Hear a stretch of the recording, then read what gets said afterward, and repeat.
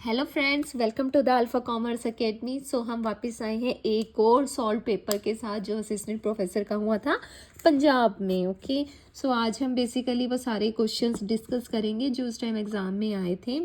तो चलिए बढ़ते हैं। Now the first question is public information officer failing in providing information within the stipulated time period as per the RTI act इस terms means जब public information officer है वो आपको time period जो गिवन था उसमें आपको information नहीं प्रोवाइड करता है तो उस टर्म को हम क्या बोलते हैं। इसका मतलब है कि जो आपकी एप्लीकेशन थी वो डीम रिजेक्ट मतलब वो डीम टू बी रिजेक्ट हो चुकी है, इसीलिए वो इंफॉर्मेशन आपको प्रोवाइड नहीं कर पाए हैं। So option B is the correct one. Our next question is question number 2. Under GST, goods like tobacco, alcohol, candies and soft drinks are known as means GST में इन गुड्स को किस category में रखा गया है? तो इनको सिन गुड्स की कैटेगरी में रखा गया है एंड इन पे क्या है, इनके कंजप्शन पे ज़्यादा टैक्स भी लगता है। Now the next question number 3 is on paying the annual fee, how many year does a patent remain valid in India? Means India में जो आपका पेटेंट है वो कितने साल के लिए वैलिड होता है? तो option D is correct one, वो 20 साल के लिए वैलिड होता है। Now the question number 4 is in India intellectual property rights का वर्क, कि इंडिया में इंटेलेक्चुअल जो प्रॉपर्टी राइट है जिनको जो पब्लिक है बहुत ज़्यादा वैल्यू भी करती है, उसमें क्या क्या चीज़ें इन्वॉल्व होती हैं?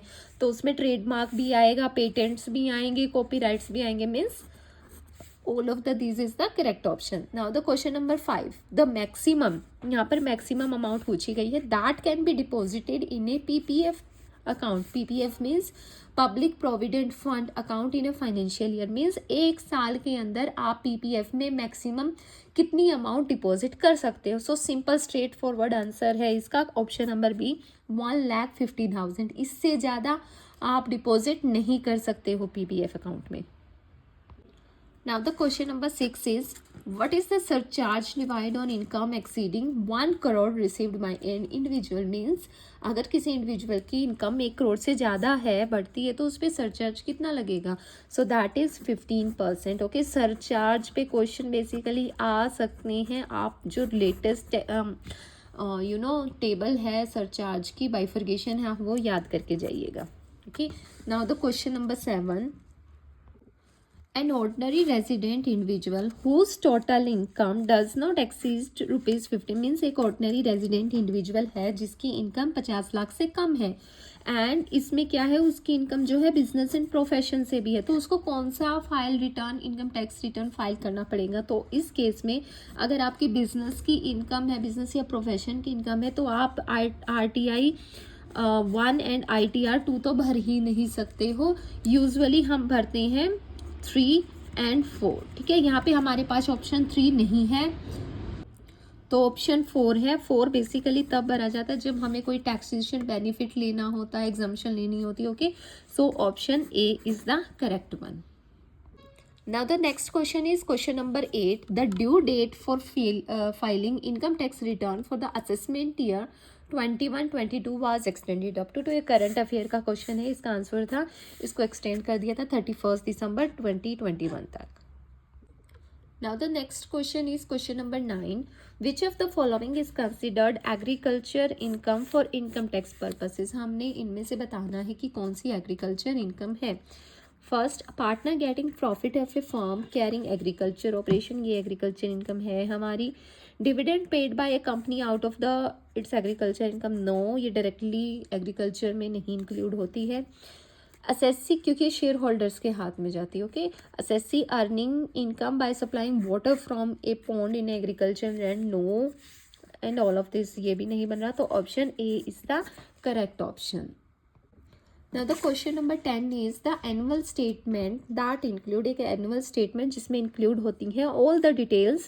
कौन सी details? About the tax deduction at source, कोई TDS है, tax collected by your collectors, the advance tax you paid या self assessment tax payment, information regarding the refund you have received over a financial year, regular assessment tax etcetera. Means ये सारी information आपकी एक statement में आ जाती है जिसको हम एनुअल स्टेटमेंट बोलते हैं, और उसको इनकम टैक्स में कौन सा नंबर दिया गया है? तो बेसिकली उसको फॉर्म 26AS नाम दिया गया है। जब हम अपना इनकम टैक्स पे करते हैं या ITR फाइल करते हैं तो हम इसको ज़रूर चेक करते हैं।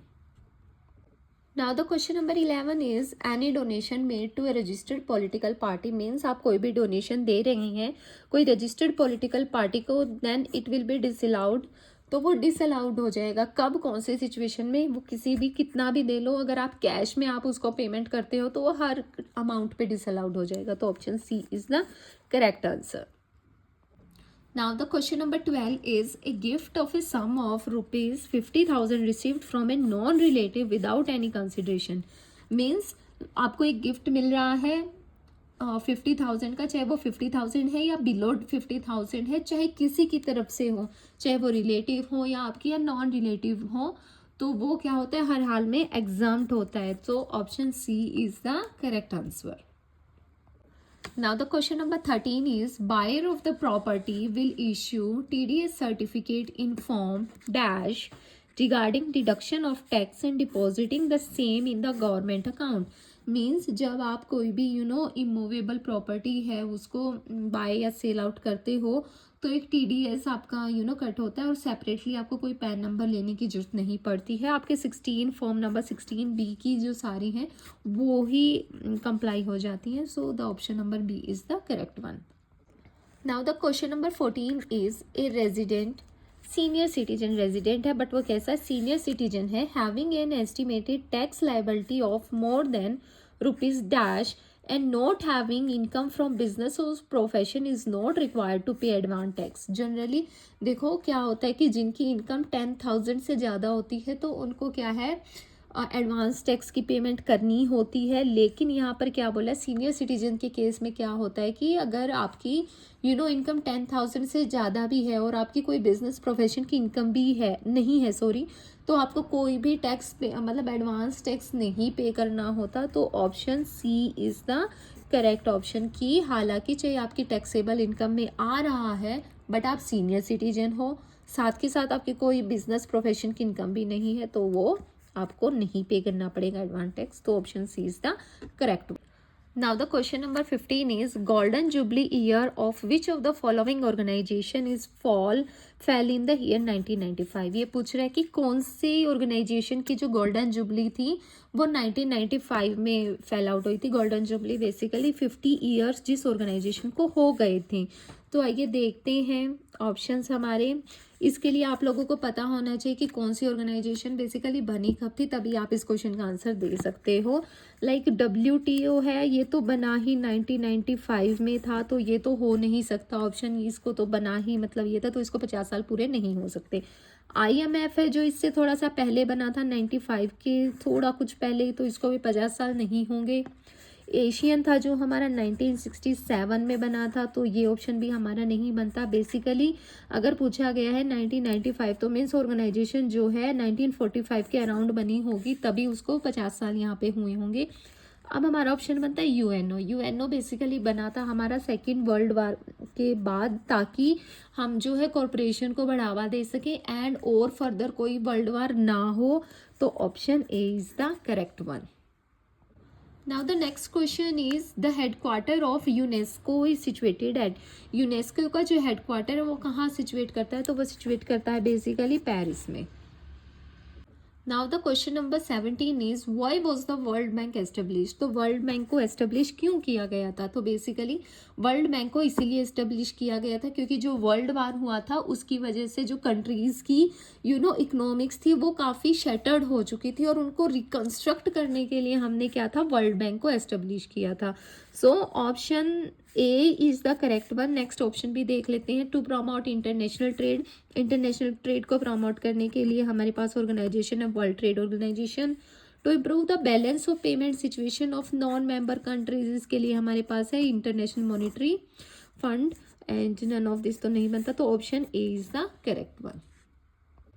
Now the question number 18 is CSR under the means under the companies act 2013 is applicable to the companies having means CSR के प्रोविज़न जो है वो आपकी कंपनी एक्ट के अकॉर्डिंग किस पे लागू होंगे।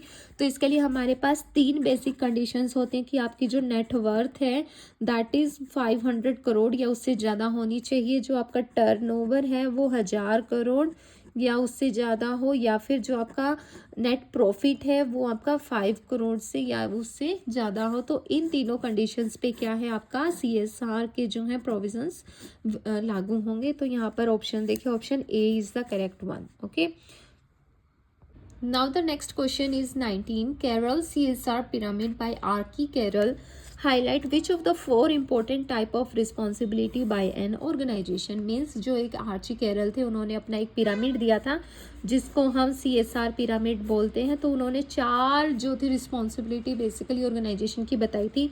उन्होंने बोला था कि एक कंपनी जो है, ऑर्गेनाइजेशन, वो इकोनॉमिक होनी चाहिए, मीन्स उन्हें अपना प्रॉफिटेबल होनी चाहिए, लॉस को ओवरकम करना चाहिए, उनको जो है सारे काम एथिकल करने चाहिए एंड लीगल होना चाहिए, वो इलीगल कोई काम नहीं करने चाहिए, एंड उन्होंने लास्ट में दिया फिलैंथ्रोपिक। ओके, तो ये 4 उन्होंने कंडीशंस बताई थी। सो the option A is the correct one. इसमें ही हमारी ये चारों कंडीशंस आ रही हैं। Now the next question is question number 20. Foreign Exchange Management in Act in India that replaced FERA came into force on। Direct question है कि FEMA कब आया था, क्योंकि पहले फेरा था और फेमा ने क्या था, इसको रिप्लेस किया था। तो ये आया था जून 1, 2000 में।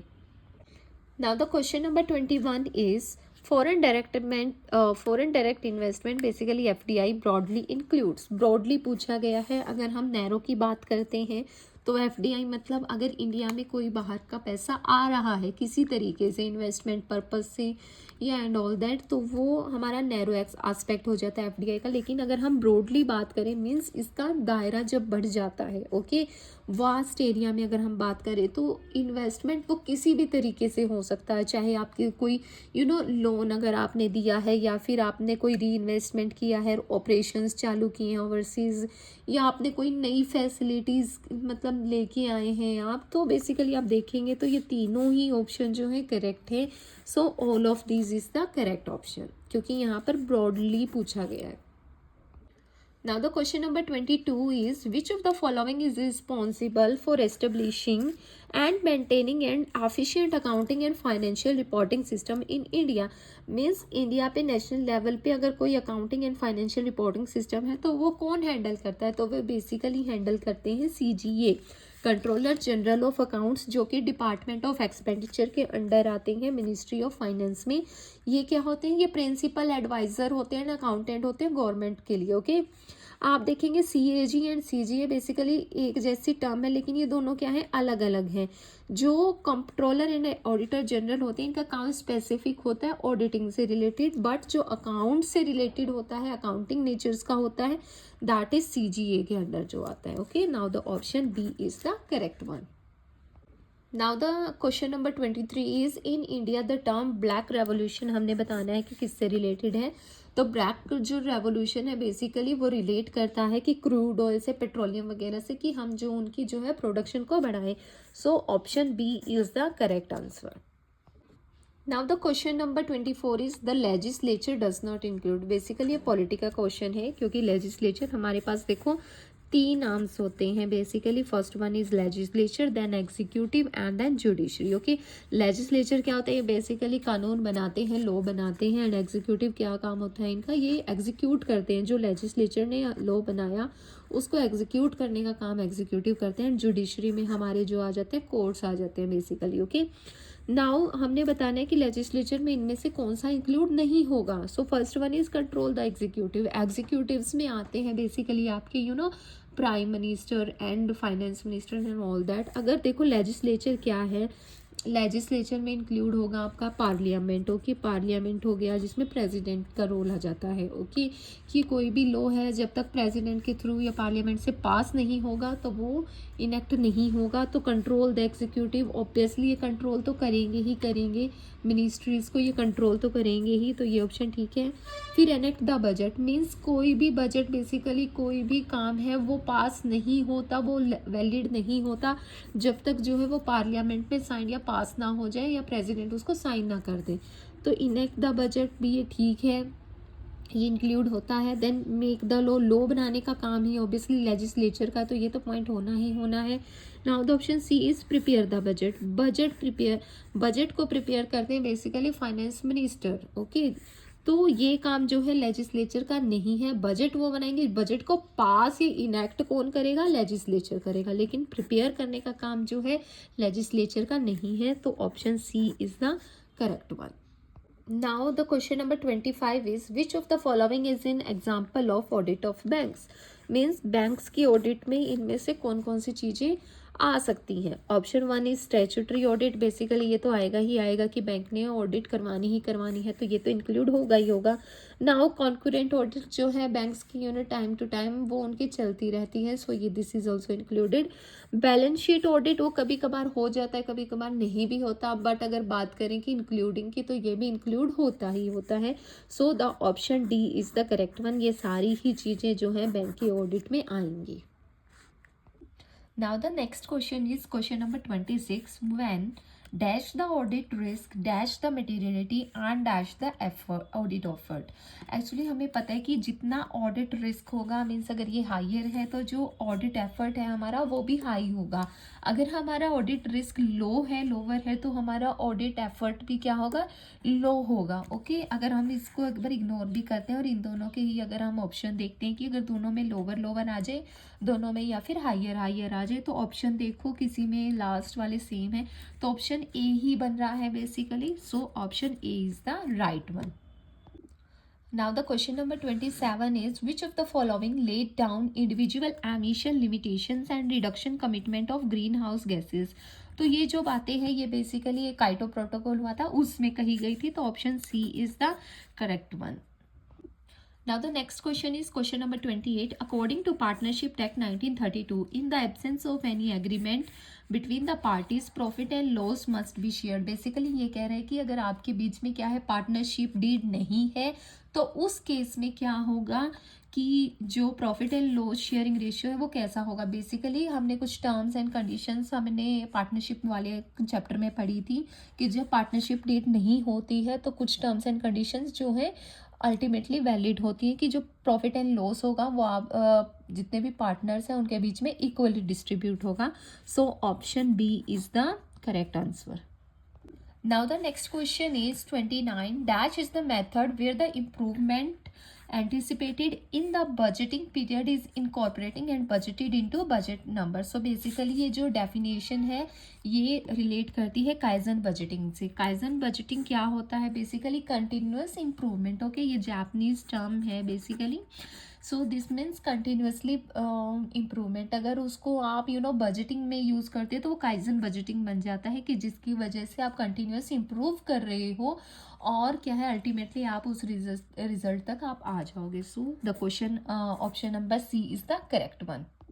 Now the next question is who introduced the concept of triple bottom line accounting? कि ट्रिपल बॉटम लाइन अकाउंटिंग जो है वो किसने इंट्रोड्यूस किया था कंसेप्ट। आप ऑप्शन से देखोगे तो आपको क्लियरली आइडेंटिफाई हो जाएगा। बेसिकली फिलिप कुटलर तो बेसिकली क्या थे, मार्केटिंग फील्ड से ज़्यादा रिलेट करते थे, तो अकाउंटिंग से उनका इतना लेना देना नहीं था, तो ये ऑप्शन हमारा नहीं बनता है। मार्क जुकरबर्ग बेसिकली हमारे फेसबुक के फाउंडर, तो फेसबुक एंड अकाउंटिंग का कोई लिंकअप नहीं है, so he is not the correct person. Now the next is John Elkington. ये क्या थे, इन्होंने 1994 में triple bottom line accounting framework दिया था। इन्होंने 3 चीज़ें बताई थी कि होनी चाहिए, that is social, environmental and financial aspect इन्होंने दिया था। तो हमारा करेक्ट आंसर है answer number B, that is John Elkington. इन्होंने triple bottom line accounting system को इंट्रोड्यूस किया कब, 1994 में, और 3 इनके फ्रेमवर्क एरियाज थे। Now the next question is 31. A price on goods and services sold by a parent to its foreign subsidiary is known as, means एक कोई form है, पेरेंट फॉर्म है for example that is in India and foreign subsidiary है उसकी for example USA में। Okay, तो वो India से जो पेरेंट जो सामान भेज रही है अपनी सब्सिडरी को दैट इज़ इन यूएसए, तो वो क्या कहलाएगी, बेसिकली वो कहलाएगी आपकी ट्रांसफ़र प्राइसिंग। ये इनकम टैक्स का कंसेप्ट है, इनकम टैक्स में आप पढ़ सकते हो इसको, ट्रांसफ़र प्राइसिंग को। Next question is the process of converting foreign subsidiary financial statement into the home currency. Means foreign subsidiary financial जो स्टेटमेंट है, फॉर एग्जांपल अगर इंडिया की कोई फर्म है, ओके, उसकी कोई सब्सिडरी है यूएसए में, सो जो उनकी ट्रांजेक्शन होगी, जो फाइनेंशियल स्टेटमेंट होंगी उनकी, वो डॉलर में होंगी, and now we have to convert that in rupees, हमारी करेंसी है रुपीज़ इंडिया की, एंड यूएसए की है डॉलर। तो डॉलर को जब हम इंडियन रुपीज़ में कन्वर्ट करेंगे फाइनेंशियल स्टेटमेंट्स को, तो वो टर्म क्या कहलाएगी? बेसिकली वो टर्म कहलाती है हमारी ट्रांसलेशन, ओके, क्योंकि उसको हम ट्रांसलेट करते हैं। So translation is the correct option. Now the next question is थोड़ा प्रैक्टिकल क्वेश्चन है ये। What happens when current ratio is 2:1 and there is an equal increase in current assets and current liability? तो क्या होगा? ठीक है, current ratio पे उसका क्या इफेक्ट पड़ेगा? हमें पता है करंट रेशियो का फॉर्मूला होता है करंट एसेट्स बाय में करंट लायबिलिटी, एंड हमें ये गिवन है दैट इज 2:1। अब ये बोल रहा है कि अगर दोनों में इक्वल चेंज है, फॉर एग्जाम्पल हम एक एग्ज्यूम फिगर लेके चलते हैं कि जो हमारी करंट एसेट्स थी, फॉर एग्जांपल वो 2000 थी एंड करंट लायबिलिटी हमारी 1000 थी। अब हमें इसमें इक्वल इंक्रीज करना है। फॉर एग्जांपल अगर हम दोनों में 500 का इंक्रीमेंट कर देते हैं, दैट इज 2500 देन 1500, ओके, तो आपकी रेशियो बेसिकली आ जाती है 5:3। आपका आंसर आ गया 5:3, एंड इन सिंपली फॉर्म अगर हम इसको निकालेंगे तो 1.67:1 आ गया। पहले हमारी 2:1 थी, अब हमारी 1.67 मीन्स क्या हुआ कि जो आपकी करंट रेशियो है वो क्या होगी? डिक्लाइन हो गई, डिक्रीज हो गई, अगर हमने दोनों में इक्वल इंक्रीमेंट किया है। तो option C is the correct one की decrease in current ratio. Now the next question is again a practical question. What will be the company's efficiency ratio? Efficiency ratio निकालनी है हमने कंपनी की when activity ratio is 80% and capacity ratio is 120%। तो हमें efficiency ratio निकालनी है, तो यहाँ पर हमारा फॉर्मूला लगेगा that is activity ratio is equal to capacity ratio and efficiency ratio। और अगर हमने यहाँ से efficiency ratio निकालनी है तो हमारा बन जाएगा एक्टिविटी रेशियो बाय में कैपेसिटी रेशियो। यहाँ पे हमें गिवन है हमारी activity ratio is 80 and capacity ratio is 120, और हमने परसेंटेज की टर्म में लेना है तो हम 100 से मल्टीप्लाई कर देंगे। सो हमारा आंसर आएगा दैट इज़ 200/3 करके हमारा आंसर आएगा, that is 66.7। So option D is the correct one. Now the next question is 35. When evaluating cash flows from an international project, which of the following factor is relevant? Means जब आप cash flows को निकाल रहे हो, basically कोई हमारा आपका international project है, तो आप कौन से फैक्टर्स को देखोगे, कौन से फैक्टर को कंसीडर करके चलोगे? So basically exchange rate is the common, कि आप एक्सचेंज रेट तो देखोगे ही कि हमारी करेंसी ऐसे है, फॉरेन करेंसी का ये है। देन आप देखोगे ब्लॉक्ड कुछ कैपिटल जो आपकी होती है वो बेसिकली फॉरेन, अगर आप कंपनी में फॉरेन में इन्वेस्ट करते हो, फॉरेन प्रोजेक्ट में इन्वेस्ट करते हो, तो वो ब्लॉक हो जाती है due to some national and international government rules. And basically आप फ्यूचर इन्फ्लेशन भी देखोगे कि उस कंट्री में इन्फ्लेशन का क्या रेट चल रहा है। तो अल्टीमेटली हमारे तीनों ही ऑप्शन बनते हैं। So all of the these is the correct option.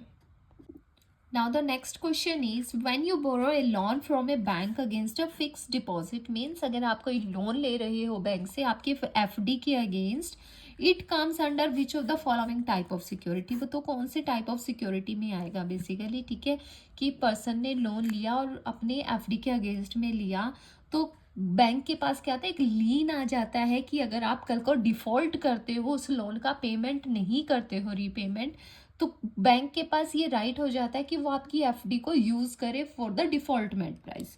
So option B is the correct option. Next question is which of the following help in identifying the financial soundness of the organisation? Means अगर आपको कोई भी organisation है उसकी financial soundness अगर आपने check करनी है, आइडेंटिफाई करनी है, तो कौन सी आपको हेल्प करेंगे? Option A is net working capital and B is gross working capital, C both A and B, and D none of the this. So net working capital basically हम बात करते हैं current assets and current liability की, gross working capital में हम सिर्फ बात करते हैं करंट एसेट्स की। ओके, सो मोर अप्रोप्रिएट जो लगता है, फॉर एग्जांपल आपने देखना है कि ये फॉर्म जो है, ये ऑर्गेनाइजेशन जो है वो कितनी साउंड है। अगर हम सिर्फ ये देखेंगे, ग्रोस वर्किंग कैपिटल देखेंगे, उससे हमें सिर्फ आइडिया होगा कि इस ऑर्गेनाइजेशन के पास इसकी करंट एसेट्स इतनी है। लेकिन अगर हमें ज़्यादा देखना है उसकी साउंडनेस, हमें लाइबिलिटीज़ को भी चेक करना होगा कि चलो मान लिया आपके पास 4 करोड़ की करंट एसेट है, लेकिन साथ के साथ फॉर एग्जांपल आपके पास 5 करोड़ की क्या है, लाइबिलिटीज़ आपने पे आउट करनी है, तो आप तो बिल्कुल ही डाउन हो। सो option A is the correct one, कि जिससे आपको ज़्यादा आइडिया आएगा, ज़्यादा साउंडनेस का आपको पता लगेगा। Now the next question is, SARFAESI act was passed in Indian parliament in which year? कौन से ईयर में सरफाइसी एक्ट पास हुआ था? जो that is straight forward question, that is in 2002. Now our next question is, it is said to be a situation of financial distress when, कि financial distress की situation कब होगी? When a firm is working at no profit no loss point, that is, इसको हम break even point बोलते हैं, तो ये तो नहीं होगा। The debt obligation of the firm has increased, ये कुछ बनता है। The sales of the firms are declining, no. So basically जब हमारी क्या है, कोई भी फॉर्म की डेप्ट ऑब्लिगेशंस बढ़ जाती हैं, तो वो एक फाइनेंशियल डिस्ट्रेस की सिचुएशन आ जाती है, क्योंकि डेप्ट के साथ साथ क्या है, आपको इंटरेस्ट का पेमेंट भी बढ़ जाता है कि वो आपको पे आउट करना पड़ेगा। So the appropriate answer is answer option number B. Now the question number 40 is, dash is use to reduce settlement credit and other financial risk between 2 और मोर पार्टीज, कि ऐसी चीज जो रिड्यूस कर, मतलब सेटलमेंट को रिड्यूस करती है और क्रेडिट रिलेटेड या रिस्क रिलेटेड किस में, बिटवीन 2 और मोर पार्टीज के बीच में। तो ऑप्शन देखते हैं, option number A hedging. Hedging तो नहीं होगा, इसमें 2 पार्टीज की बात ही नहीं होती। ये तो बेसिकली क्या होता है, जब हम डेरिवेटिव्स को यूज करते हैं। Okay, so that is individual purpose kind of. Now the option number B is netting, ये इसका आंसर बी होगा। नेटिंग बेसिकली क्या होता है, जब 2 कंपनीज होती हैं, 2 पार्टीज होती हैं बेसिकली, फॉर एग्जाम्पल ए या बी। ए है जो है वो है इंडिया में है, and B that is in USA. तो ये दोनों आपस में एक सेटलमेंट कर लेते हैं, एक नेटिंग कर लेते हैं, चलो कि भाई हम अपनी ऑब्लिगेशंस को कम करने के लिए या सेटलमेंट करने के लिए हम कुछ प्रोसेस अप्लाई करते हैं, कि हम लाइक नेट पेमेंट की ही बात कर लेते हैं। सो दैट इज़ बेसिकली कोई सब्सिडरी उनकी होती है, तो ये प्रोसेस तब अप्लाई होता है। ओके, क्योंकि कंपनी जो है अपने इंटरनली फॉरेक्स मैनेजमेंट को यूज आउट करती है, तो option B is the appropriate answer. Now the question number 41 is, global bond market consists of all the bonds sold by issued companies, government और other firms. तो ये कहाँ sold out होंगे, ये हमेशा outside their own country होंगे। So option D is the correct one. And question number 42 is, a sale and lease back arrangement is more suitable for a lessee having, means sale and lease back का जो arrangement है वो लेसी के लिए कब suitable होता है? Sale and lease back basically होता है कि फॉर एग्जांपल आपके पास एक मशीनरी है, ओके, वो है आपकी 10 लाख की, and sale and lease back क्या बोलता है कि एक बार बेच दो और फिर उसी को ही आप लीज पे ले लो। लीज इज बेसिकली आप रेंट पे ले लो, but long period of time के लिए। आपने इसको एक बार, आपको क्या हुआ कि अभी आपको पैसे की ज़रूरत है, ठीक है, आपको कैश या मतलब आपकी लिक्विडिटी पोजीशन जो है ख़राब है, आपको तुरंत पैसों की नीड है, तो आपके पास एक मशीनरी पड़ी थी जिससे आप काम करते थे और इसके बिना आपका काम चल भी नहीं सकता, तो आप इसको क्या करोगे, आपने एक बार बी को इसको सेल कर दिया, इसने आपको 10 लाख रुपीस दे दिए तुरंत ही। फिर उसी मशीनरी को आपने क्या किया, एज अ लीज पे ले लिया, और हर साल आप इसको क्या है 1 लाख की आप पेमेंट कर रहे हो, तो एक बार के लिए आपके पास 10 लाख रुपए आ गए। आपकी लिक्विडिटी पोजीशन क्या होगी, स्ट्रांग हो गई, एंड आपको वो मशीनरी भी आपको मिल गई जिससे आपका काम चल रहा था। सो ये अरेंजमेंट कब सही होगा, जब लेसी की मीन्स जिस पर्सन की क्या है लिक्विडिटी क्राइसिस हो। So option C is the correct option. Now the question number 43 is regarding dividend policy. Walter says, Walter ने डिविडेंड पॉलिसी दी थी, तो उसके अकॉर्डिंग क्या है कि ऑप्टिमल पे out ratio of A declining form क्या होना चाहिए, कि एक फॉर्म है जो डिक्लाइन होती जा रही है उसके अकॉर्डिंग आपको अपना डिविडेंड पे आउट क्या रखना चाहिए। तो इसने बोला था कि आप 100% रखो। क्यों? क्योंकि आप जो है शेयर होल्डर्स की एक्सपेक्टेशन को फुलफिल नहीं कर पा रहे हो, और इस केस में जितना पैसा कमा रहे हो वो आप सारा शेयर होल्डर को दे दो, शेयर होल्डर के पास पैसा आ जाएगा, तो वो अपनी एक्सपेक्टेशन फुलफिल कर सकते हैं कहीं और इन्वेस्ट करके। सो option A is the correct one. Now the next question is question number 44. In which year and delegates how many nations signed the Bretton Woods Agreement? इन्होंने पूछा कि Bretton Woods Agreement जो हुआ था जिसकी वजह से क्या एस्टेब्लिश हुआ था, IMF एस्टेब्लिश हुआ था, तो वो कितने कब साइन हुआ था एंड कितने नेशंस ने उसमें पार्टिसिपेट किया था। डायरेक्ट क्वेश्चन है। दैट इज 1944 ईयर में ब्रिटेन वुड्स एग्रीमेंट हुआ था एंड 44 जो नेशंस थे उसमें उन्होंने पार्टिसिपेट किया था। Now the question number next is which of the following is not a method? Not है is a method of grapevine communication. Grapevine communication is basically informal communication. Okay, जहाँ पे कोई सेट नहीं होता, बेसिकली इनफॉर्मल होता है। तो आप ऑप्शन को अगर देखेंगे तो साफ ही पता लग रहा है कि जो पॉलिसी सर्कुलर है ये फॉर्मल होता है, फॉर्मल सर्कुलर्स होते हैं, तो ये नहीं होगा। बाकी आप बिना ऑप्शन देखे भी आप इसको टिक कर सकती हैं। Now the next question is the main proposition of which of the following theories of organization assume that the social environment of the organization affect people and is in turn affected by them and not by management alone। Means ऐसी कौन सी theory थी जिसमें social environmental factors को लेके आए हम लोग। तो यहाँ पर हमारे सामने 4 थ्योरी दी गई हुई हैं ऑर्गेनाइजेशन से रिलेटेड। अगर हम थ्योरी चार्ट देखेंगे तो सबसे पहले हमारी आती है क्लासिकल थ्योरी। क्लासिकल थ्योरी में ऐसी कोई भी सोसाइटी या सोशल उसकी बात नहीं की गई थी। क्लासिकल थ्योरी के बाद हमारी आती है न्यू क्लासिकल थ्योरी, जिसमें ह्यूमन फैक्टर को फर्स्ट टाइम इन्वॉल्व किया गया था, ह्यूमन एलिमेंट को लिया गया था, और जिसमें सोशल फैक्टर सोशल एनवायरनमेंट की भी बात शुरू हुई थी। ओके, तो इसका आंसर हमारा सी बनता है। नेक्स्ट आती है इसके बाद हमारी मॉडर्न थ्योरी आई थी जिसमें कंटीजेंसी एंड सिस्टम थ्योरी आई थी। तो स्टार्टिंग हमारी न्यू क्लासिकल थ्योरी से हुई थी जहाँ पर फर्स्ट टाइम सोशल एनवायरनमेंट जो होता है ऑर्गेनाइजेशन का उसको इन्वॉल्व किया गया था। So option 3 C is the correct one. Next question is the function of management as classified by Luther Gulick are abbreviated at। This is the most important question, very important question जो हर assistant professor की exam में आता ही आता है। तो basically इसने एक function दिया था मैनेजमेंट का, ये एब्रीवेशन दी थी। तो इनसे हमसे पूछा है कि उसने कौन सा दिया था। उसने ये एब्रीवेशन टर्म हमें दी थी ल्यूथर गुलिक ने, basically planning, organizing, staffing, directing, controlling, ruling and. Now the next question is the function of management as classified by Luther Gulick are abbreviated as। जो ल्यूथर गुलिक थे उन्होंने कौन सा फंक्शन दिया था और उसकी जो एब्रीवेशन बनती थी। ठीक है, तो ये बहुत इंपॉर्टेंट क्वेश्चन है, ये हर असिस्टेंट प्रोफेसर एग्जाम में आता है कॉमर्स में। सो उन्होंने दिया था ये वाला term POSDCORB, basically planning, organizing, staffing, directing, controlling, organizing and budgeting। Okay, now the question number 48 is who is considered to be the father of human relation।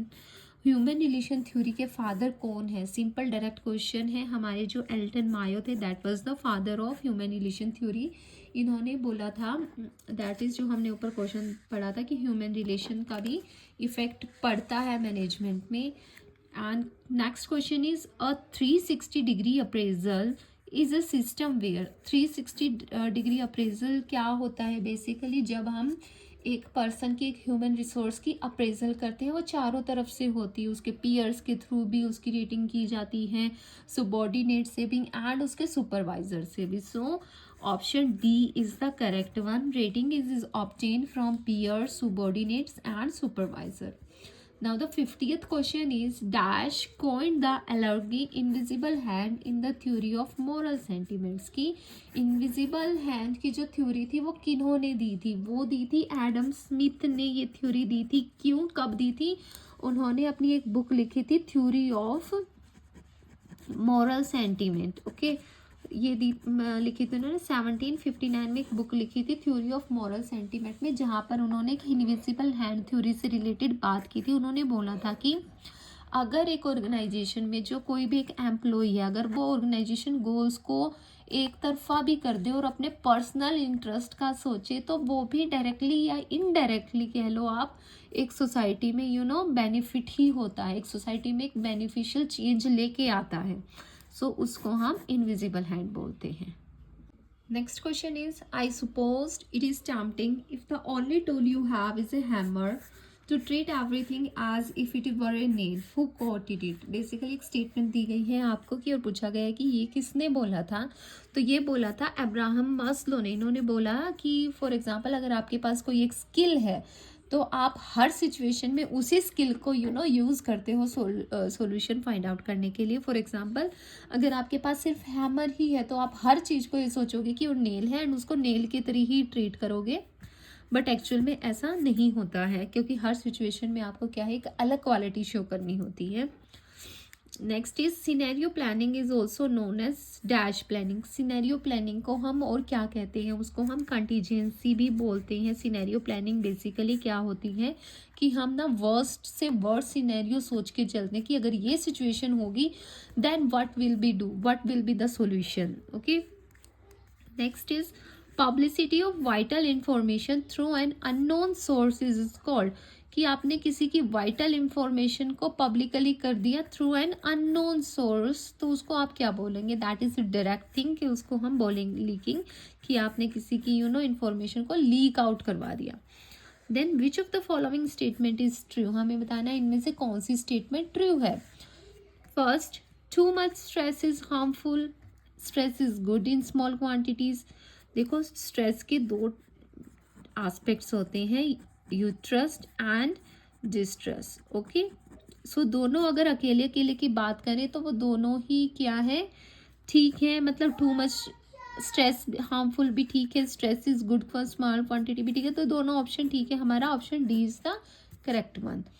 Which one of the following market help commercial banks to maintain their statutory liquidity ratio requirement. इसमें पूछा गया है कि commercial banks जो हैं अपनी SLR को maintain करने के लिए कौन सा ऑप्शन फॉलो अप करते हैं। तो वो करते हैं call on market, means market से वो शॉर्ट टर्म लोन्स ले लेते हैं जिनसे वो अपनी एसएलआर को रिक्वायरमेंट को कंप्लीट फुलफिल कर पाते हैं। Next is which of the following helps to make profit out of price difference in two different market, means two different markets हैं आपकी, ओके, और उनमें अलग अलग प्राइस चल रहा है, तो पर्सन क्या करते हैं, यहाँ से खरीदा यहाँ बेच दिया, यहाँ से खरीदा यहाँ बेच दिया, जहाँ पर उनको प्राइस में बेनिफिट नज़र आता है, तो उस चीज़ को हम बोलते हैं आर्बिट्रेज। ओके, कि एक मार्केट से परचेज करके दूसरी मार्केट में सेल आउट कर दिया, बेसिकली शेयर्स के बेसिस पे होते हैं, शेयर्स में होता है ये।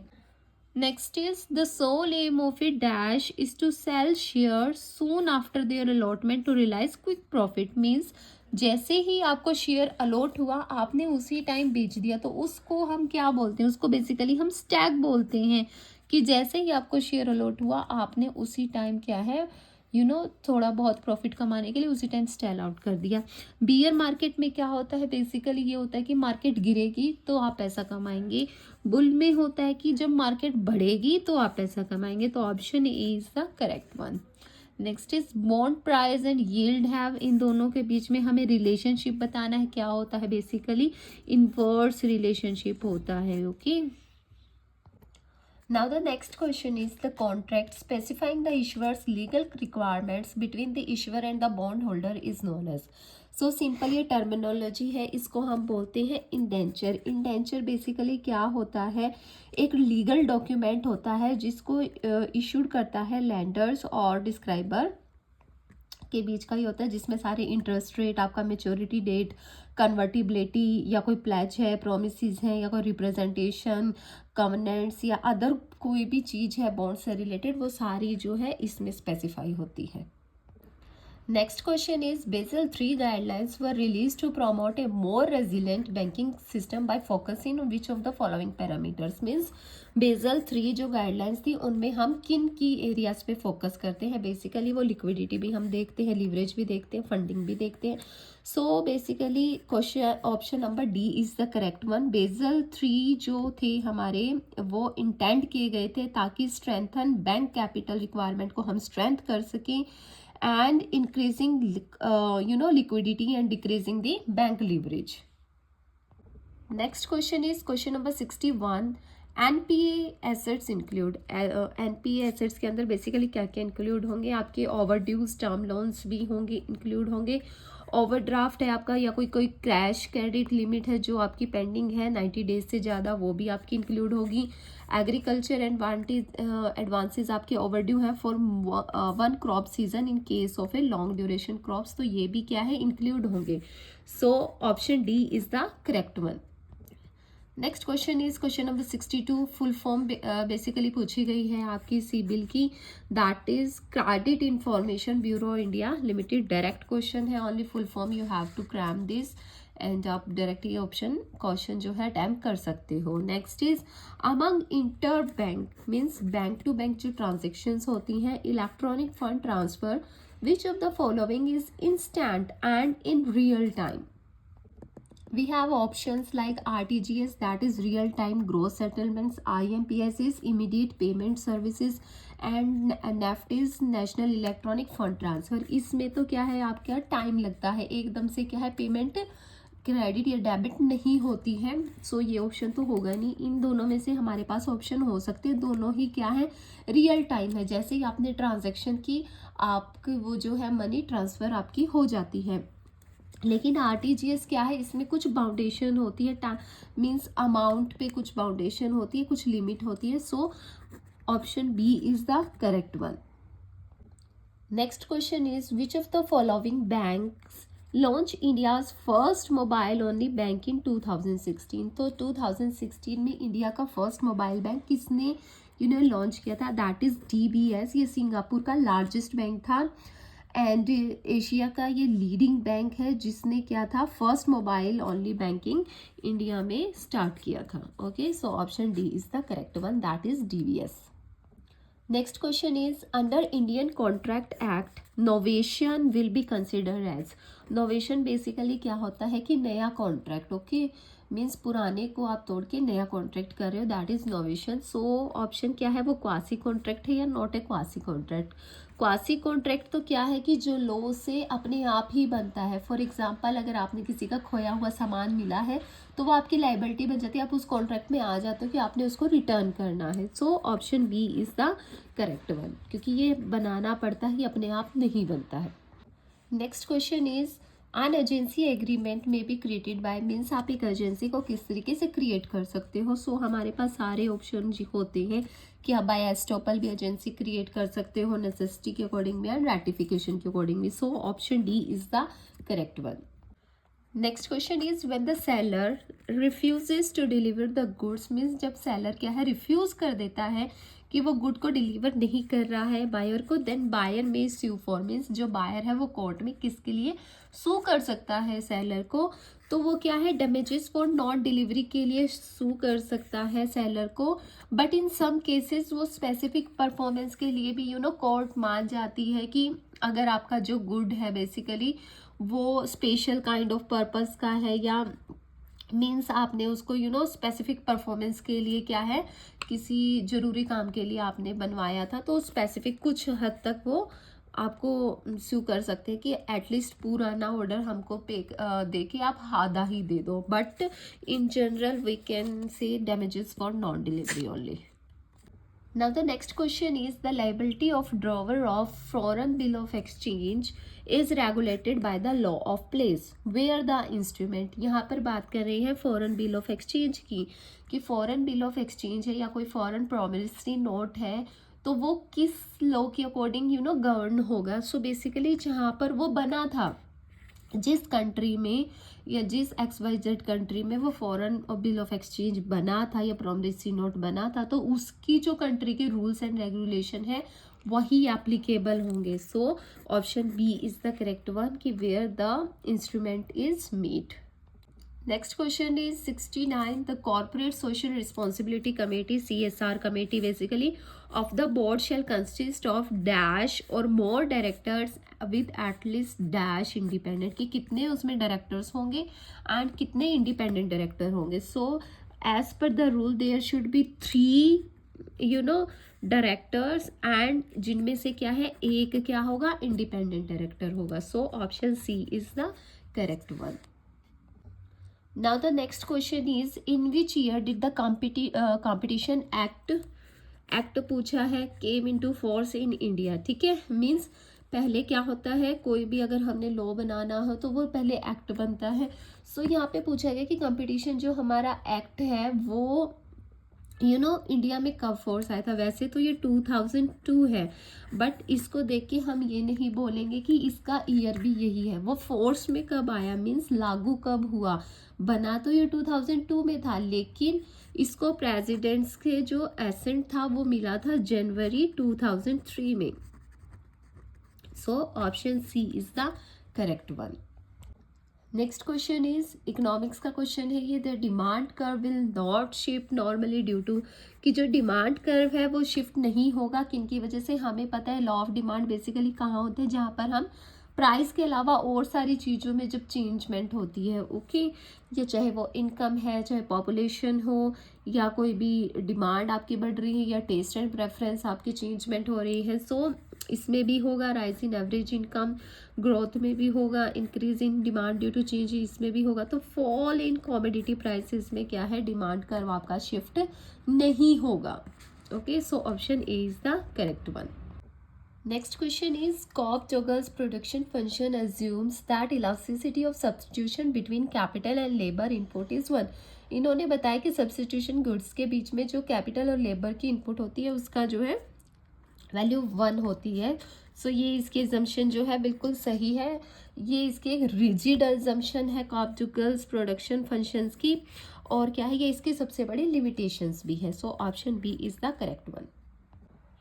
Next question is to measure the varying opinion of consumers repeatedly over a period of time, which of the following studies are more appropriate। means आप चेक करना चाहते हो कंज्यूमर के ओपिनियन को, आप मतलब चेक कर रहे हो रिपीटेडली रेगुलर तरीके से, और मतलब कुछ पीरियड ऑफ टाइम से कि उनके ओपिनियन में क्या क्या चेंज है। तो इनमें से कौन सी जो स्टडी है वो अप्रोप्रिएट होगी। So that is longitudinal series studies. इसमें बेसिकली क्या होता है, आप सेम कंज्यूमर लेते हो, ओके, सेम एरिया से लेते हो, एंड जो है टाइम पीरियड आपका फिक्स होता है कि, और आप क्या है टाइम टू टाइम उनको चेक करते हो, उनके ओपिनियन में, उनके डिसीजन मेकिंग में, उनके टेस्ट प्रेफरेंस में क्या क्या चेंज आ रहा है। So that is longitudinal series studies. So option C is the correct one. अगर हम बात करें एक्सपेरिमेंटल स्टडीज़ की, सो बेसिकली इसमें हम कॉज एंड इफेक्ट स्टडी को मतलब चेक करते हैं, लाइक किसी डिपेंडेंट वेरिएबल को इंडिपेंडेंट वेरिएबल पे क्या फ़र्क आ रहा है। एंड फोकस ग्रुप स्टडीज़ क्या होता है, बेसिकली ग्रुप टाइप में होता है जिसमें हम डाटा कलेक्शन के लिए यूज़ करते हैं कि ग्रुप्स को लेके। सो अगर ओवरऑल देखा जाए तो भी आंसर हमारा सी ही बनता है।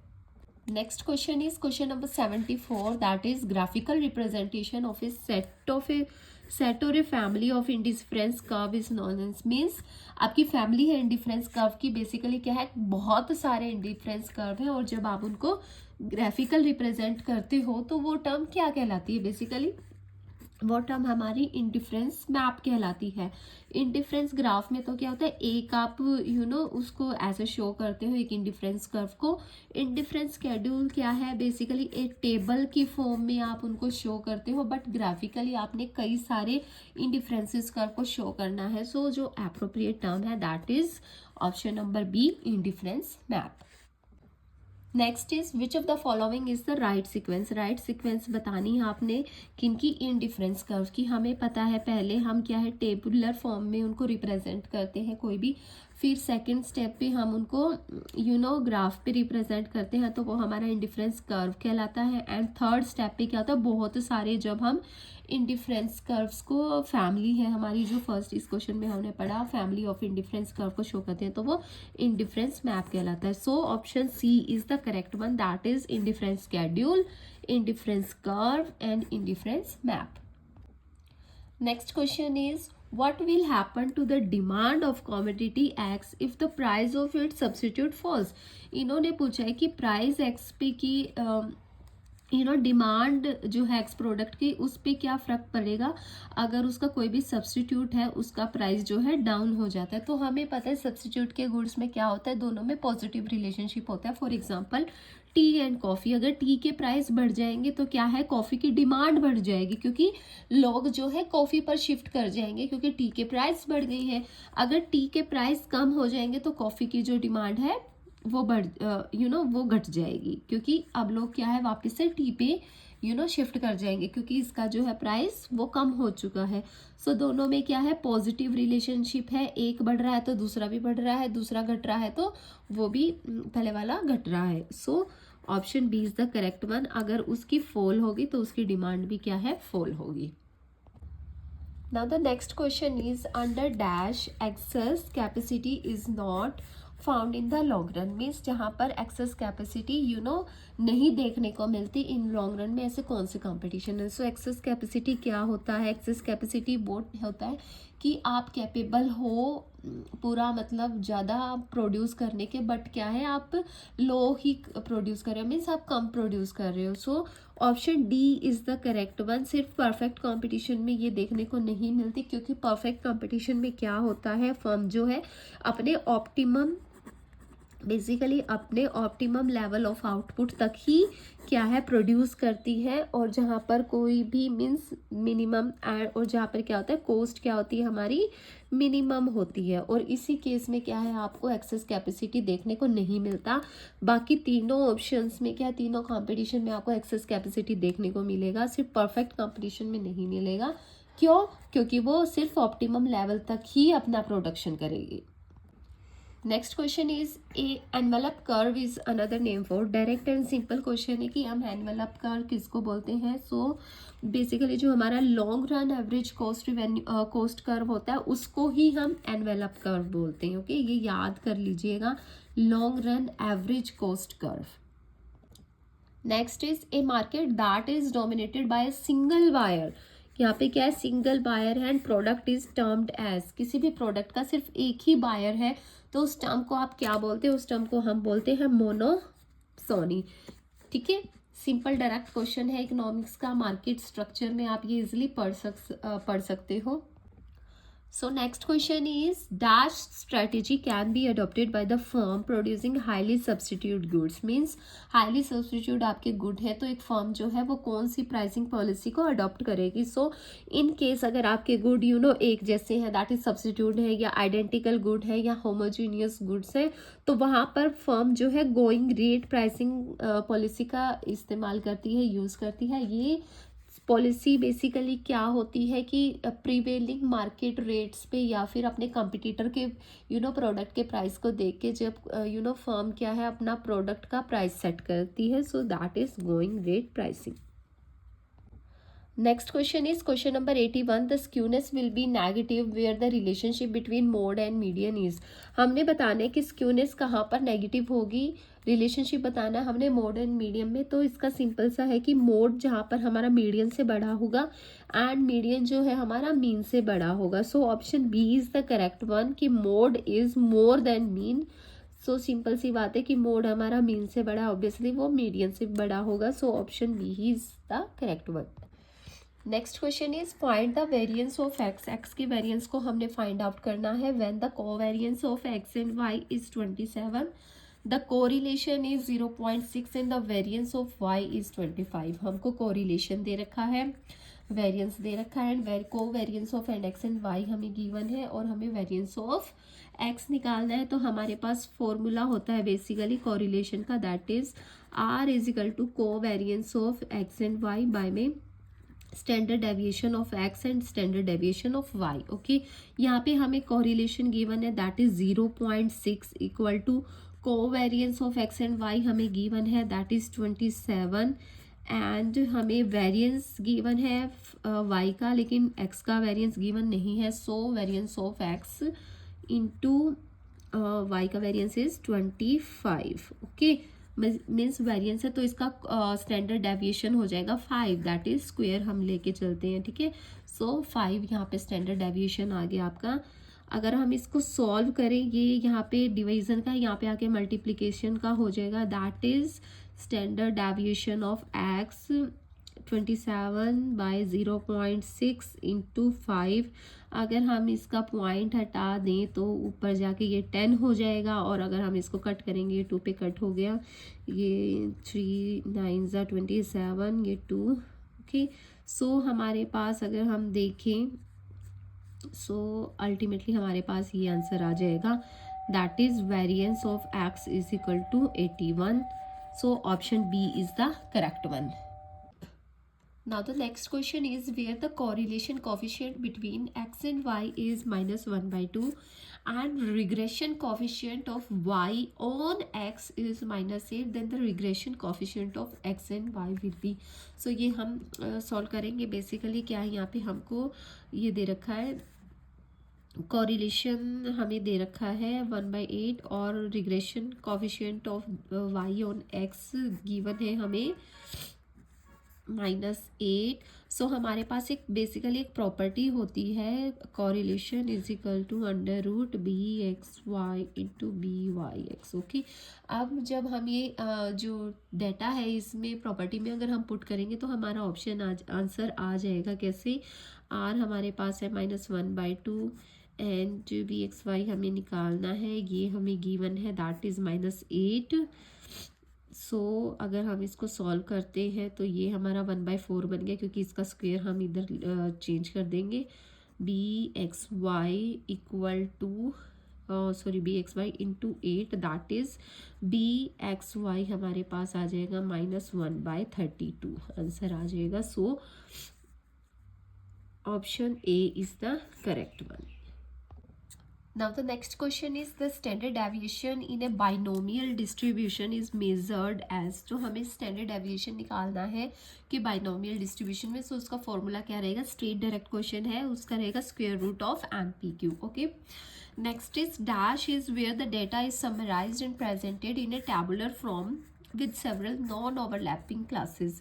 मीन्स नॉन ओवरलैपिंग क्लासेस है बेसिकली कि आपके पास क्या है, रेंज गिवन है. Okay, that is like 0 to 10, 10 to 20, okay, 20 to 30. तो इस फॉर्म में जब हम डाटा को समराइज करते हैं या रिप्रेजेंट करते हैं इन टेबल फॉर्म में, तो हम उसको क्या कहते हैं, उसको हम बेसिकली फ्रीक्वेंसी डिस्ट्रीब्यूशन कहते हैं.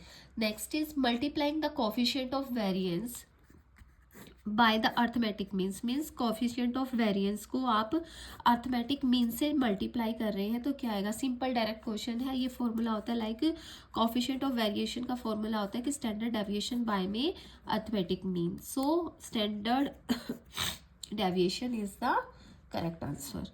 Next is which of the following is a type of hypothesis test that help us to figure out if the result from a test are valid or repeatable. Means ऐसा कौन सा test है जिससे हमें ये पता लग जाता है कि जो रिजल्ट आया है वो आपका वैलिड है एंड रिपीटेबल है. सो ये हम जेड टेस्ट से पता कर सकते हैं, बट यहाँ पर आपकी जो जेड टेस्ट की जो कंडीशंस है वो फुलफिल होनी चाहिए, लाइक कि जो आपका सैम्पल साइज है वो मोर देन 30 होना चाहिए एंड और सारी. तो इस टेस्ट के थ्रू क्या है, हम ये फाइंड आउट कर सकते हैं कि रिजल्ट जो है वैलिड है और रिपीटेबल है. Next is dash is the error committed by rejecting an applicant who would have been successful on a job. Means यहाँ पर बात हो रही है हाइपोथेसिस के टेस्ट नंबर टाइप 2 एरर की, जहाँ पर हम नल हाइपोथेसिस को क्या है, रिजेक्ट कर देते हैं और उसको हम दूसरा नाम, उसका टाइप 2 एरर का दूसरा नाम फॉल्स नेगेटिव एरर भी होता है. कि मीन्स ऐसा जो डिसीजन सही हो सकता है फिर भी आपने क्या उसको रिजेक्ट कर दिया. सो that is option D is the correct one. Now the next question is when the class intervals are so fixed that the upper limit of one class is the lower limit of the next class. means कि जो upper limit की जो one class है वो lower limit की भी मतलब class है, लाइक ये बात कर रहा है कि अगर एक लिमिट है हमारी 0 to 10, तो नेक्स्ट जो क्लास है उसकी सेम है first unit 0 to 20, now the 20 to 30 means जो उसकी एक है वो उसकी अगले वाले की भी सेम है। तो ऐसी को हम क्या बोलते हैं, इंटरवल को, इनको बेसिकली हम एक्सक्लूसिव मेथड ऑफ क्लासिफिकेशन बोलते हैं। ओके, और इंक्लूसिव मेथड ऑफ क्लासिफिकेशन में क्या होता है, जिसमें अलग होती है, like 0 to 9, then 10 to 19, then 20 to 29। Okay, इसको हम इंक्लूसिव बोलते हैं एंड इसको हम एक्सक्लूसिव बोलते हैं। Next is which of the following is a consumer cluster as defined in the VALS framework by Arnold Mitchell. Arnold Mitchell थे जो इन्होंने मार्केटिंग के एक फ्रेमवर्क दिया था, वॉल्स फ्रेमवर्क। ओके, जिसमें उन्होंने कस्टमर को स्टडी किया था, कस्टमर के बिहेवियर को स्टडी किया था। तो walls is basically stand for value, attitude and lifestyle. तो इन्होंने 8 कैटेगरीज डिवाइड की थी जिनमें ये सारे इंक्लूडेड थे, thinkers, believers, achievers. So option D is the correct one. जैसे ही आप इसका फ्रेमवर्क देखोगे आपको 8 तरीके के करेक्टर्स मिलेंगे कस्टमर्स के, तो उनमें ये तीनों ही है। Next is question number 91, Philip Kotler define market segmentation. Market segment क्या होता है, किसी करेक्टर मीन्स कंज्यूमर के करैक्टरिस्टिक्स के अकॉर्डिंग जब हम मार्केट को डिवाइड कर देते हैं, as a process of identifying group of buyer with different dash. उन्होंने बताया कि डिफरेंट लोगों की अलग अलग, जिसमें हम सब इंक्लूड करते हैं उनकी likings, desire, requirements. So option both A and B is the correct one. Next is question number 92, the situation where digital communication allow the marketers to communicate with individual consumer or very small group is termed as, means जहाँ पर क्या है, आप हर एक customer से personally communicate कर रहे हो या फिर स्मॉल ग्रुप्स में भी आप कम्युनिकेट कर रहे हो, सो वो क्या कहलाएगा, that is hyper segmentation. Next is in customer relationship management, the data generated in response to customers engagement with the business is termed as, means जहाँ पर क्या है, कस्टमर की आप बिजनेस में एंगेजमेंट कर लेते हो और वो जो डाटा निकल के आता है आप उस डाटा को क्या कहोगे। फॉर एग्जांपल लाइक अमेजोन है, आपने अमेजोन की वेबसाइट पे विजिट किया एंड वहाँ पे अपना एक अकाउंट बनाया, जो जो प्रोडक्ट आप खरीदना चाहते हो आपने उसको शॉपिंग लिस्ट में डाला या मीन्स कार्ट में आपने अपलोड किया या डाला, ठीक है। तो वो सब डाटा के फॉर्म में जब आता है तो वो क्या कहलाता है, दैट इज वो बिहेवियरल डाटा कहलाता है। Okay, next is in retail, a store carrying limited product line is classified as, means ऐसा स्टोर जहाँ पे जो है लिमिटेड प्रोडक्ट लाइन है, means special kind of products है, तो उनको आप क्या कहते हैं, उनको हम कहते हैं स्पेशलिटी स्टोर। ओके, क्योंकि डिपार्टमेंटल स्टोर है वहाँ पे आपको डिफरेंट तरीके का सामान मिलता है, सुपर स्टोर में भी होता है, फिक्स प्राइस स्टोर में अलग अलग वैरायटी का स्टोर मिलता है, सामान मिलता है, बट क्या उनका प्राइस फिक्स होता है। सो स्पेशलिटी स्टोर ऐसे स्टोर होते हैं जहाँ पे आपको लिमिटेड प्रोडक्ट लाइन मिलेगी। Next question is a market strategy that does not consider the difference market consumer need is, means ऐसा जहाँ पर क्या है मार्केटिंग की कंज्यूमर की नीड्स को डिफ्रेंशिएट नहीं किया जाता, तो उसको हम बोलते हैं मास मार्केटिंग। मीन्स पूरे मार्केट को आप एक लेके चलते हो, एक ही स्ट्रेटेजी फॉलो करते हो एडवर्टीजमेंट की भी एंड ऑल दैट की, सो that is mass marketing. So that is for today. अगर आपको लगता है कि किसी क्वेश्चन का किसी कोई और आंसर हो सकता था तो आप प्लीज़ हमें कमेंट करके बता सकते हैं, and please do like, share and subscribe our channel for more informative videos. Like हम यूजीसी नेट की पुराने क्वेश्चन पेपर की भी फर्दर वीडियोस डालेंगे एंड अदर स्टेट्स के भी जो असिस्टेंट प्रोफेसर्स के एग्जाम हुए हैं उनकी वीडियोज़ हम अपलोड करेंगे। So thanks for learning and happy learning.